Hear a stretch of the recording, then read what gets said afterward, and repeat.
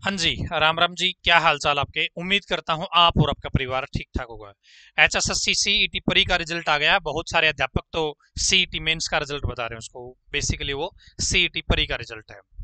तो इस रिजल्ट में बहुत सारी खामियां हैं और एक खामी ऐसी है, या मैं सीईटी प्रोसेस में एक खामी ऐसी है जिसकी वजह से आप 4 गुणा में नहीं आ पाओगे। आप सही होगे तो भी, आप योग्य होगे तो भी। अयोग्य बच्चे 4 गुणा में आ जाएंगे लेकिन आप नहीं आओगे। क्या मामला है? समाधान क्या है? क्या ये बात सही है, क्या ये गलत है? आपका तर्क वितर्क मुझे कमेंट में जरूर चाहिए। इस वीडियो को एंड तक जरूर देखिएगा। यदि आप सीईटी से जुड़े हुए हैं, चाहे परी आपने दिया है, चाहे आप मेंस देने वाले हैं या बैठने की इच्छा रखने वाले हैं, तो इस वीडियो को आप एंड तक जरूर देखिएगा। नॉलेज टीवी देशिताओ यूट्यूब चैनल को सब्सक्राइब नहीं किया है तो सब्सक्राइब कर लीजिए, ताकि आपको आने वाली हर इंफॉर्मेशन सही समय पर मिल जाए। सीईटी मेंस जो 12th लेवल का है, जो ग्रेजुएशन लेवल का है, इसका बैच एडवांस सेक्शन का यदि आपको चाहिए तो मात्र 799 रुपए में केटीडीटी ऐप पे रिकॉर्डेड बैच उपलब्ध है। यदि आपको पूरा का पूरा मैथ भी चाहिए, हिंदी भी चाहिए, इंग्लिश भी चाहिए और ये एडवांस वाले सब्जेक्ट भी चाहिए 56-57 के लिए, तो मात्र 999 रुपए में केटीडीटी ऐप पर रिकॉर्डेड बैच उपलब्ध, आप ज्वाइन कर सकते हैं। पहले इन बैच की फीस 2198 रुपए हुआ करती थी, तो अभी ये रिकॉर्ड हो गए, कंप्लीट हो चुके हैं, इसलिए ये अभी ऑफर दे रखा है।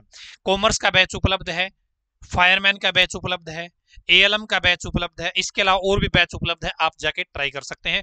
हरियाणा जीके का स्पेशल बैच उपलब्ध है, ठीक है, साइंस का स्पेशल बैच उपलब्ध है। तो आपका दिल करे तो आप ज्वाइन कर लेना, आपके ऊपर डिपेंड करता है, आपका मन क्या कहता है। अब हम सीईटी में रिजल्ट आया दोस्तों, आप सभी को पता होगा। सीईटी का परी का रिजल्ट आया दोस्तों, सीईटी परी का रिजल्ट आया है। अब सीईटी मेंस एग्जाम होगा।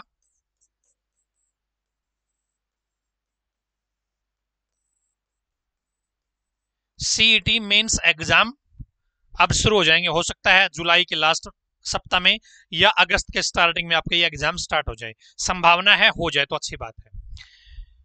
इस एग्जाम में 4 गुणा लोगों को बुलाया जाएगा, अभी तक ऑफिशियल नोटिस के अनुसार। अब कल कोई रूल बदलता है वो एक अलग बात है, मॉडिफिकेशन कुछ होता है, कुछ सुधार हो जाए तो इसके अंदर, वो बाद की बात है, लेकिन आज के दिन 4 गुणा का रूल है।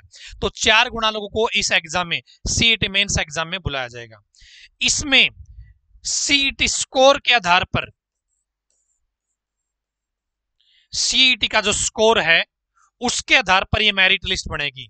सीईटी स्कोर में क्या क्या चीज होती है दोस्तों? सीईटी स्कोर में क्या क्या चीज होती है? एक तो आपका जो रिटर्न के नंबर है वो, साथ में सोशियो इकोनॉमिक क्राइटेरिया की, इन दोनों को मिला के क्या बनता है? सीईटी स्कोर कार्ड बनता है। इस सीईटी स्कोर कार्ड के बेस पर क्या किया जाएगा? 4 गुणा लोगों को एग्जाम में बैठने का मौका मिलेगा और शॉर्ट लिस्टिंग यहां से की जाएगी। अब दोस्तों, या तो इस रिटर्न एग्जाम में कोई रिटर्न के नंबर में कोई दिक्कत हो, या फिर सोशियो के नंबर में कोई दिक्कत हो। यदि इन दोनों में कोई दिक्कत हुई तो यहां पर गलत बच्चा जाएगा नहीं जाएगा? गलत बच्चा जाएगा नहीं जाएगा? अब एक एग्जांपल लीजिए, यदि रिटर्न में अभी मेरे सरकार ने गलती से 60 नंबर दे रखे हैं, रिटर्न में सोशियो इकोनॉमिक क्राइटेरिया के मैंने 5 नंबर ले रखे हैं, मान लेते हैं हमने 5 नंबर ले रखे हैं सोशियो इकोनॉमिक क्राइटेरिया के, तो मेरे कितने नंबर गए, बन गए 65 नंबर बन गए जी। अब 65 के बेस पे मैं क्या आ गया? 4 गुणा में आ गया, 4 गुणा में आ गया। लेकिन मेरे पास एमपीएचडब्ल्यू का वैध सर्टिफिकेट नहीं है, मैंने फर्जी बनवा रखा है। मैं यहां पे आ गया 4 गुणा में। मेरे एक तो गलती से सरकार ने नंबर 60 दे रखे थे, मेरे बनते तो 58 थे। हाँ जी, बनते तो 58 थे मेरे, लेकिन सरकार ने 60 दे दिए। यदि मेरा सही रिजल्ट आता तो मैं 4 गुणा में नहीं आता, लेकिन सरकार की गलती की वजह से, या सरकार सही तरीके से प्रोसेस नहीं करी है सीईटी का, तो यहां पर मैं 4 गुणा में पहुंच गया। यदि सही करती तो यहां पर मेरी जगह जिसके पास एमपीएचडब्ल्यू का वैध सर्टिफिकेट होता, जिसके नंबर वास्तव में 60 होते, वो बच्चा ही आगे 4 गुणा में आता। इसके अलावा दोस्तों, सोशियो इकोनॉमिक क्राइटेरिया, बहुत सारे बच्चों ने फर्जी नंबर ले रखे हैं या गलत तरीके से नंबर ले रखे हैं। अभी यदि मैं बात करूं, मेरे साथ एक बार अभी कल या परसों में मेरे पास किसी का मैसेज आया था कि सर मेरे पड़ोस में ही 4 बच्चे ऐसे हैं जिनके जो आर्थिक स्थिति है वो बढ़िया है, यानी कि 81 से ज्यादा इनकम है उनकी, लेकिन उन्होंने 81 दिखा के गलत तरीके से सोशो इकोनॉमिक क्राइटेरिया के 5 नंबर ले लिए। वैसे तो उसका स्कोर मेरे से कम बनता था यदि मैं रिटर्न की बात करूं, लेकिन गलत तरीके से उसने नंबर ले लिए और वो आगे 4 गुना में आ सकता है। और यदि ऐसा हुआ मेरा नंबर नहीं आया 4 गुना में और उसका आ गया, तो मैं इस भर्ती के ऊपर केस कर दूंगा, स्टे लगवा दूंगा, ऐसा एक साथी ने कहा है। अब यदि 4-4 बच्चे एक गांव से एक साथी के मित्र हैं, आप देखिए हरियाणा में कितने बच्चे यहाँ पे एग्जाम देने वाले हैं, तो कितने लोग आगे यहाँ पे गलत तरीके वाले जा सकते हैं। तो यहाँ पर क्या हो रखा है, HSSC ने या सरकार ने जो सोशो इकोनॉमिक क्राइटेरिया के नंबर आपने लिए हैं, क्लेम कर रखे हैं, उनकी वेरिफिकेशन नहीं की, उनकी चेकिंग नहीं करी। अब सरकार कह रही है हम तो 4 गुना को बुला रहे हैं, जब मेंस एग्जाम के बाद हम डीवी कराएंगे तब तो डॉक्यूमेंट वेरिफिकेशन करेंगे हम। लेकिन यदि इस तरीके से आप आगे चल रहे हैं, यहाँ पे 4 गुना में जो बच्चा सही था, जो आना चाहिए था, वो तो आया नहीं, जो बच्चा गलत था, इनवैलिड बच्चा था, वो यहाँ पे आ गया। इस सिचुएशन में उसका क्या समाधान होगा, जो बच्चा सही था, जो बच्चा वैलिड था। यहां पे तो दिक्कत बन गई ना, जो बच्चा वैलिड था, जो योग्यता रखता था वास्तव में, वो तो 4 गुना में पहुंच ही नहीं पाया। सरकार की सिस्टम की कमी से भाई वो डॉक्यूमेंट वेरिफिकेशन नहीं करी है, वो चेकिंग नहीं करी है। अब यहां पे सरकार का कहना हो सकता है कि भाई हम ये 3,60,000 बच्चे हैं, 3,60,000 बच्चे हैं, हम इनका डीवी कैसे करें। अब आप ऑनलाइन स्क्रूटनी कर लीजिए, आप फिजिकल नहीं बुला सकते, वहां पे फिजिकली नहीं चेक कर सकते डॉक्यूमेंटों को इतनी ज्यादा अमाउंट में।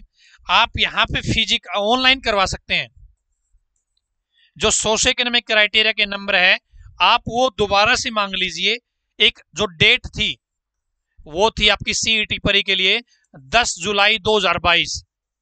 आप काउंटिंग इस तक की कर लीजिए, सिचुएशन आप इस डेट की देख लीजिए, जो आपकी कट ऑफ डेट थी, आप डॉक्यूमेंट दोबारा से अपलोड करवा लीजिए। भाई सोशो इकोनॉमिक क्राइटेरिया आप वैध सर्टिफिकेट जो आप बच्चे वैलिड है वो आप दोबारा से हमें दिखाओ, हम ऑनलाइन स्क्रूटनी करेंगे। जो बच्चा वैध है फिर आपकी फाइनल मेरिट लिस्ट बनेगी, तब आप 4 गुना बुलाइए, वहां पर बच्चे वैलिड जाएंगे। और सेम ऐसी ही कंडीशन यहां पे किसकी भी पैदा हो रही है, जो आपकी मुख्य योग्यता है किसी पोस्ट के लिए। मैंने आपको बताया कि MPHW की मैं बात करूं या मैं फायरमैन की बात करूं, अब मैंने ले लिया फर्जी डिप्लोमा, सरकार डॉक्यूमेंट तो चेक नहीं कर रही है, मैं 4 गुना में आ गया, लेकिन जो मेरे बराबर नंबर रखता होगा या मेरे से कुछ थोड़ी सी मात्रा में नीचे होगा बच्चा, उसका नंबर नहीं आएगा, उसकी तो मैं यहाँ पे जो एग्जाम में बैठने की जो योग्यता थी वो तो मैं खा गया, मेरे पास तो फर्जी डिप्लोमा फिर भी मैं खा गया। यहाँ पे इस तरीके की चीजें भी सामने आ रही कि बहुत सारे लोगों ने गलत तरीके से अपनी योग्यता दिखा रखी है, हालांकि वो योग्यता नहीं रखते हैं। MPHW का कोर्स उन्हें फर्जी बनवा रखा है, सर्टिफिकेट फर्जी ले रखा है, फायरमैन का है, या और भी इलेक्ट्रीशियन के बच्चे बता रहे कि यूपी वगैरह से MP वगैरह से कागज लेके आ रहे हैं। इसी तरीके से स्टेनो की मैं बात करूं, अब स्टेनो पे क्लिक तो बहुत सारे बच्चों ने कर रखा है, लेकिन वास्तव में स्टेनो का ज्ञान तो सभी को नहीं है,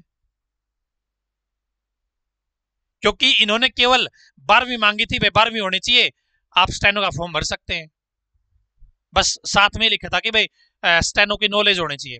अब ऐसे बच्चे बहुत सारे हैं जो केवल 12th पास हैं, लेकिन स्टेनो की कोई नॉलेज नहीं है, उन्होंने भी फॉर्म भर रखा है।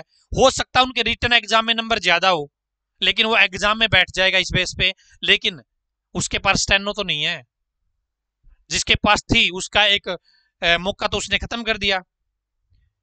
तो इस तरीके की चीजें सामने आ रही है, और ये ऐसी खामी है, यदि आप सही हुए तो भी आप 4 गुना से बाहर हो जाओगे, यदि सरकार 4 गुना को बुला रही है अकॉर्डिंग रूल जो आज के दिन लिखित में है।